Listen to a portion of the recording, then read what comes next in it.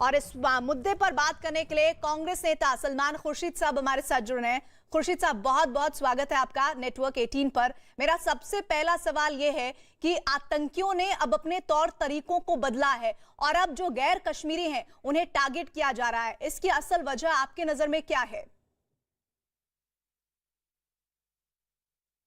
देखिए, आतंकवाद के जो कार्यप्रणाली होती है उसको समझने के लिए बहुत सूझबूझ से और एक व्यापक जानकारी सामने रखकर फैसले करने होते हैं। एक बात स्पष्ट है कि ये एक प्रयास है कि किसी तरह से एक टकराव की स्थिति पैदा की जाए, बिखराव की स्थिति पैदा की जाए, भय की स्थिति पैदा की जाए। और ये जैसे आपने कहा, कायरपंथी का एक की पृष्ठभूमि है और इसके लिए मैं मानता हूं कि पूरा देश सिर्फ शोक ही नहीं मना रहा है बल्कि आक्रोश है देश में, बड़ा कष्ट है, बड़ी पीड़ा है कि ऐसा हो रहा है। लेकिन वो ऐसा कर रहे हैं ये बात तो समझ में आती है, लेकिन हम उसकी काट क्यों नहीं कर पा रहे हैं या हम सतर्क क्यों नहीं रहे? और हमने कैसे ये भूल कर दी कि हम ये समझ बैठे कि अब उनके जो दांत हैं वो हम निकाल चुके हैं, अब उनमें वो शक्ति नहीं रही जिससे वो हमको तंग कर सकते हैं या हमको आतंकित कर सकते हैं। ये हमारी समझ ऐसी क्यों हो गई, इस पर भी विचार करने की आवश्यकता है। बड़ा संवेदनशील मसला है, इस पे व्यापक चर्चा खुले में नहीं हो सकती। हम ये जानते हैं, समझते हैं इसमें राष्ट्र का, देश का हित क्या है, उसके लिए सब लोग एक मत हैं, उसमें कहीं दो राय नहीं।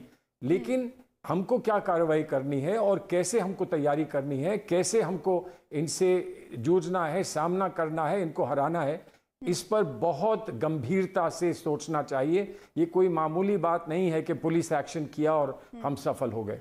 सलमान जी, हमने बीते महीनों देखा और बीते वर्षों में भी हमने देखा कि ऑपरेशन ऑल आउट का व्यापक असर हो रहा था और तब हालात ये थे कि आतंकियों को सेना चुन चुनकर टारगेट कर रही थी। क्या वो जो पूरा दौर चल रहा था उस दौर में अपनी मौजूदगी को एक बार फिर से एहसास कराने के लिए इस कायरता पर उतारू हैं आतंकी कि वो गैर कश्मीरियों को चुन चुनकर टारगेट किलिंग्स कर रहे हैं? देखिए, आतंकवादी की जो माइंड है उसको समझने की आवश्यकता है। कहाँ पर सॉफ्ट टारगेट्स हैं और सॉफ्ट टारगेट्स से वो अधिक से अधिक फायदा उठा सकते हैं अपने लक्ष्य को लेकर, ये बड़ा स्पष्ट हो रहा है कि वो ऐसा कर रहे हैं। सॉफ्ट टारगेट्स हैं और इनको हमने क्यों नहीं पहले से सतर्कता पूर्वक, इनको हमने क्यों नहीं अपने प्रोटेक्शन में लिया या इनकी सुरक्षा पूर्ण रूप से हम नहीं कर पाए, ये हमें अपने आप से पूछना है। लेकिन जैसा मैंने कहा कि बहुत ज़्यादा व्यापक चर्चा हम खुले में करेंगे तो हम आतंकवाद को बढ़ावा देंगे। आतंकवाद यही चाहता है कि हम लोग इसमें उलझ जाएं और उनसे लड़ने में हमारा ध्यान बच जाए। इस समय और कुछ नहीं, इस समय देश की सारी सुरक्षा बलों को और हमारी फौज को, मिलिट्री को सिर्फ पूरा सपोर्ट देकर हमें ये सुनिश्चित करना है कि ये जो खेल हो रहा है और बड़ा घिनौना खेल हो रहा है, इसको समाप्त फौरन किया जाए और पूर्ण रूप से समाप्त किया जाए। सलमान खुर्शीद जी, आप कांग्रेस के वरिष्ठ नेताओं में शुमार हैं। आपने कई बार कश्मीर पर बहुत ही संवेदनशील बयान दिए हैं। ऐसे में मैं आपसे वो सुझाव जानना चाहती हूँ जो मौजूदा वक्त में अपनाए जाएं तो इन मौतों के सिलसिले को रोका जा सकता है। देखिए, सबसे पहली बात यह है कि जब भी ऐसा कोई संकट आता है, देश पर हो, देश के किसी क्षेत्र पर हो, तो सबसे पहले आपस में सब लोगों को जो राजनीतिक पटल पर सबसे उच्च स्तरों पर हैं या जिनको अनुभव है, उनको आपस में मिलकर बातचीत करनी चाहिए। सरकार ये लड़ाई अकेले नहीं लड़ सकती।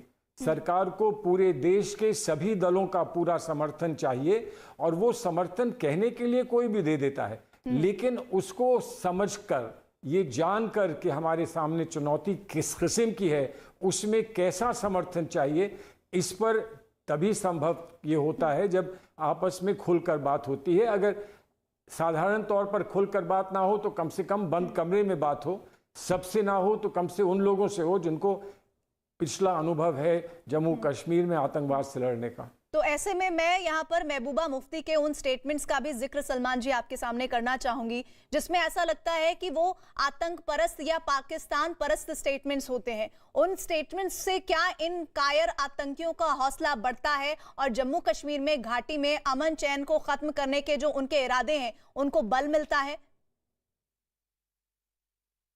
देखिए, उनकी क्या परिस्थितियां हैं। बहुत कठिन परिस्थितियों में जम्मू कश्मीर में जो भी नेता हैं, जिस दल के भी हों, किन परिस्थितियों में वो वहाँ ऑपरेट करते हैं, इसको मेरे लिए कहना मुश्किल है। हम लोग यहाँ आराम से बैठे हैं, सुरक्षित हैं। वो वहाँ पर क्या किस चीज़ का सामना कर रहे हैं, उनको क्या रोज़ झेलना पड़ता है, इस बात को हम यहाँ से उसका अंदाज़ा नहीं लगा सकते।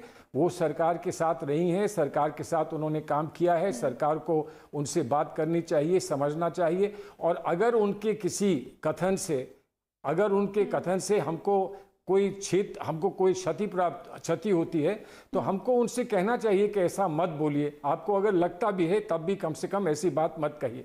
लेकिन इस समय साधारण व्यक्ति जो सड़क पर है उस पर क्या प्रभाव पड़ रहा है और ये क्या सोचकर और समझकर आतंकवादी कर रहे हैं, इसको ध्यान में रखते हुए हमें अपनी रणनीति बनानी चाहिए। और वो रणनीति जो है, जाहिर है उसका खुलासा आम जनता के सामने नहीं किया जा सकता। जब वो पूर्ण रूप से कामयाब हो जाए, सफल हो जाए, तब यकीनन उस बात को जनता के सामने रखा जाए। अगर मैं इस अक्टूबर महीने की ही सलमान खुर्शीद जी बात करूं तो लगभग 11 के ऐसे गैर कश्मीरी लोग हैं जिन्हें टारगेट किया गया है। आपके मुताबिक जरा इसमें थोड़ा विस्तार से बताइएगा कि इस तरह की तकनीक को अपनाकर कायर आतंकी, जिनमें इतना भी बूता नहीं है कि वो अपनी बात को आकर कह पाएं, और इस तरह से वो टारगेट किलिंग उन लोगों के लिए कर रहे हैं जो मासूम हैं, जो सिटीजन्स हैं, जिन्हें कोई सरोकार नहीं है, वो सिर्फ अमन चैन से अपनी 2 वक्त की रोटी कमाना चाहते हैं। उनको टारगेट करके क्या कश्मीरियों से किसी तरह का समर्थन वो अपील कर रहे हैं? ये कह रहे हैं कि हम आपको टारगेट नहीं करेंगे, हम गैर कश्मीरियों को टारगेट करेंगे। आपके मुताबिक उनकी ये जो दिमागी तौर पर सोच है वो क्या बतलाती है? मैं तो मानता हूँ ये खोखली सोच है। मैं तो मानता हूँ कि दिवालिया हुई की सोच है। और कश्मीरी जो एक साधारण कश्मीरी है, जिस मज़हब से भी संबंधित हो, जिस धर्म से भी संबंधित हो, वो इतना छोटी सोच का नहीं है कि वो ये माने कि अगर किसी और हमारे भाई को मारा जा रहा है तो उससे हमारा कोई फ़ायदा है।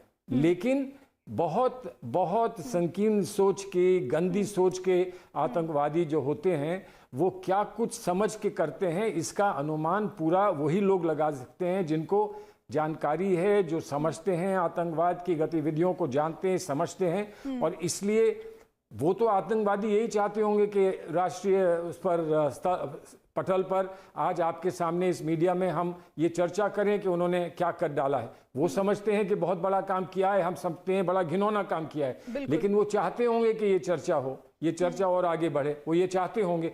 तो अगर हम चर्चा करके उनके किसी लक्ष्य को पूरा करें तो मैं मानता हूं उसमें चर्चा भी नहीं होनी चाहिए। लेकिन चर्चा कम से कम उन लोगों के बीच में बैठकर अवश्य होनी चाहिए जिनके हाथ में इस देश का भविष्य है, जो आज देश का संचालन करते हैं। और संचालन करना सिर्फ सरकार में बैठे लोगों का अधिकार नहीं होता, विपक्ष के लोगों का भी अधिकार होता है, क्योंकि हम एक डेमोक्रेसी हैं, हम एक लोकतंत्र हैं जिसमें प्रतिपक्ष भी होता है, जिसमें सरकार भी होती है, जिसमें ऑपोजिशन भी होता है। सबको एक साथ मिलकर देश की हर निर्णय में देश में भागीदारी करनी चाहिए। सलमान जी, बहुत बहुत शुक्रिया इन टारगेट किलिंग्स पर खुलकर अपनी बात को रखने के लिए। और एक बड़ा संदेश मुझे लगता है जो आपने सुझाव दिया है वो मौजूदा सरकार भी आपकी तरफ से सुन रही होगी कि कम से कम आप हम सब से, यानी कि सत्ता पक्ष तो बात करे ही, नीति निर्धारण करे ही, लेकिन उससे पहले विपक्ष से बात करें और वहां जम्मू कश्मीर के जो नेता हैं उनको भी इस पूरी बातचीत का हिस्सा बनाएं ताकि एक निर्णायक फैसला लिया जाए और इस तरह की टारगेट किलिंग्स को रोका जाए। शुक्रिया हमारे साथ जुड़ने के लिए। और एक ब्रेक के लिए हम यहाँ पर